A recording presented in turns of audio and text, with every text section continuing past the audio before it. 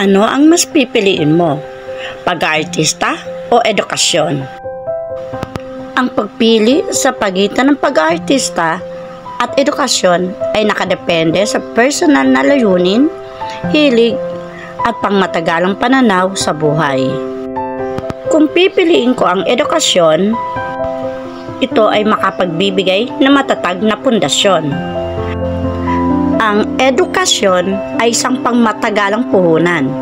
Kahit anong karir ang pasukin mo, mahalaga pa rin ang kaalaman at kakayahang natutunan sa paaralan. Makapagbibigay din ang edukasyon ng mas maraming oportunidad.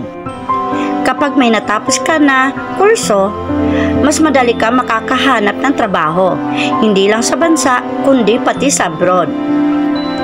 Panlaban din ang edukasyon sa pagbabago.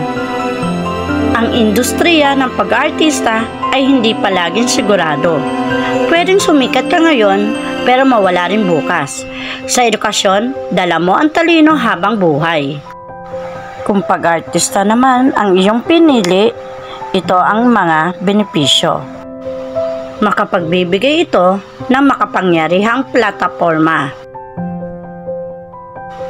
Bilang artista, may malaking impluwensya ka sa publiko. Pwede mong gamitin ito sa positibong paraan, tulad ng pagbibigay ng inspirasyon sa kabataan o pagtataguyod ng advocacies. Mas mabilis ang kitaan dito. Kung papalarin at sisikat, malaki ang kita sa industriya. Pwede mo pa rin ituloy ang pag-aaral habang umaarte, tulad ng ginagawa ng ibang artista. Pangatlo, pag-abot ng pangarap. Kung ito talaga ang hilig mo, hindi mo kailangang isuko ito. May mga artistang sabay ang karera sa showbiz at edukasyon. Sa personal na pagninilay, mas pipiliin ko ang edukasyon dahil ito ang matibay na pundasyon para sa kinabukasan.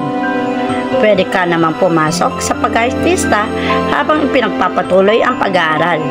Pero ang kaalaman at disiplina mula sa edukasyon ay hindi mapapalitan.